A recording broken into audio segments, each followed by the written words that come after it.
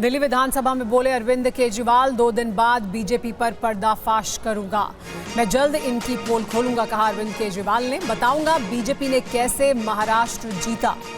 अरविंद केजरीवाल ने दिल्ली विधानसभा में बड़ा दावा किया है। उन्होंने कहा कि 2 दिन के बाद बीजेपी पर एक बड़ा पर्दाफाश करूंगा, कैसे महाराष्ट्र जीता बीजेपी ने, इसको लेकर जानकारी दूंगा।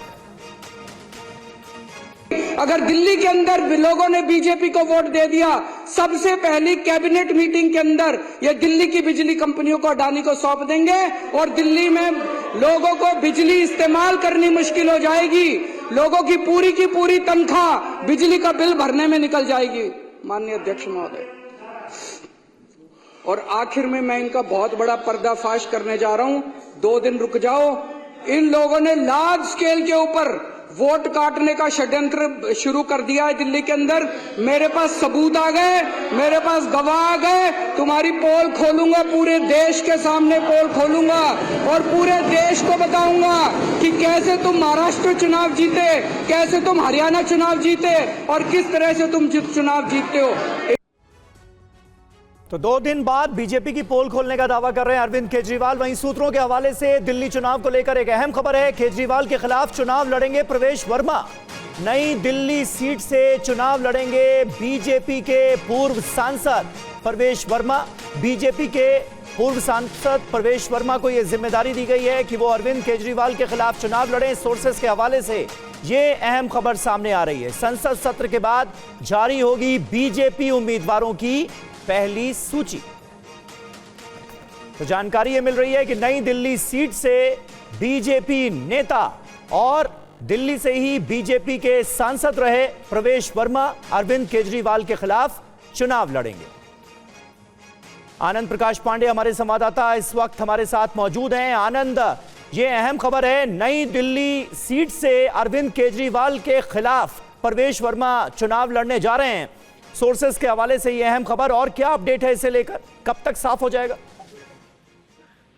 जी बिल्कुल, इस बार बीजेपी जो है न सिर्फ अरविंद केजरीवाल बल्कि दिल्ली से आम आदमी पार्टी की सरकार को हटाने के लिए लगभग 2-3 महीने पहले से ही गंभीरता से लग गई। और यही वजह है कि अरविंद केजरीवाल के खिलाफ बीजेपी ने प्रवेश वर्मा को बोला है कि उनको चुनाव लड़ाया जाएगा, उनको उतारा जाएगा और उनको कहा गया है कि आप अभी से तैयारी में जुट जाइए। तो जो प्रवेश वर्मा है उन्होंने बाकी जो उनके लोकल लोग हैं उनके साथ मीटिंग भी शुरू कर दी है और साथ ही साथ वो अपने जो कार्यकर्ता हैं उनको भी वो मोबिलाइज कर रहे हैं।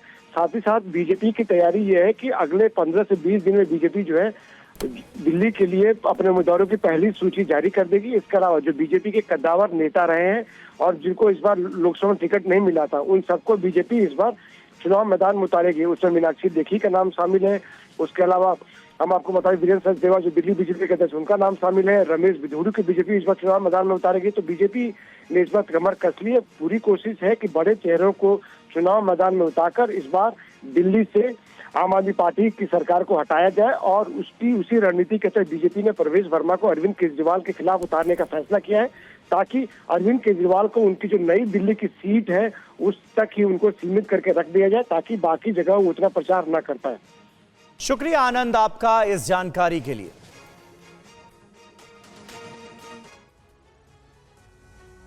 राहुल गांधी और प्रियंका गांधी को पुलिस ने संभल जाने से रोक दिया। इस पर राहुल ने कहा कि ये संविधान के खिलाफ है, उन्हें संभल जाने की इजाजत दी जानी चाहिए। 24 नवंबर की हिंसा के बाद संभल तो अब संभल रहा है। संभल शांति की ओर बढ़ रहा है, लेकिन सियासी उबाल जारी है। 10 सितंबर तक संभल में किसी भी बाहरी लोगों को जाने की इजाजत नहीं है। इसके बावजूद भी सियासी दलों के नेता संभल जाने की जिद पर अड़े हैं। राहुल गांधी और प्रियंका गांधी के साथ कई कांग्रेस नेता आज संभल जाने के लिए दिल्ली निकले थे, लेकिन यूपी पुलिस ने उन्हें दिल्ली गाजीपुर बॉर्डर पर ही रोक दिया था। पुलिस के काफी कहने के बाद वो वापस दिल्ली लौट गए। अब वो 6 दिसंबर के बाद संभल जाएंगे। राहुल ने कहा कि उनके अधिकारों का हनन हो रहा है। एज एलओपी मेरा अधिकार बनता है कि मैं जा सकता हूं, मगर तब भी वो मुझे रोक रहे हैं। मैंने कहा है कि मैं अकेला जाने को तैयार हूं, पुलिस के साथ जाने को तैयार हूं, मगर उन्होंने वो भी बात एक्सेप्ट नहीं की और अब कह रहे हैं कि कुछ दिनों में अगर हम वापस आएंगे तो फिर वो हमें जाने देंगे। ये एक्चुअली जो एलओपी के अधिकार हैं उसके खिलाफ है। राहुल गांधी के संभल जाने के दौरान गाजीपुर बॉर्डर पर भारी जाम लगा रहा। जाम में फंसे लोगों का गुस्सा फूट गया। इसके बाद आम लोग और कांग्रेस कार्यकर्ताओं के बीच मारपीट भी हुई। राहुल गांधी और कांग्रेस सांसद प्रियंका गांधी वाड्रा जब संभल जा रहे थे तो उन्हें यूपी बॉर्डर पर ही रोक दिया गया। इस दौरान पुलिस और आम लोगों को काफी दिक्कत हुई। भारी जाम के चलते आम लोगों का गुस्सा फूट गया।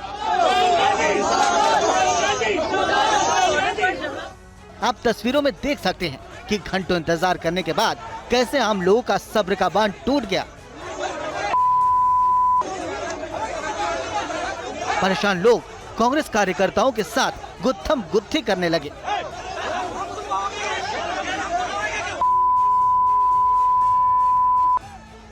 मारपीट तक की नौबत आ गई। जाम के चलते कोई अपने भाई की मौत पर नहीं जा सका तो किसी को कोर्ट जाना था, किसी को अस्पताल पहुंचना था तो कई लोग दफ्तर नहीं जा सके।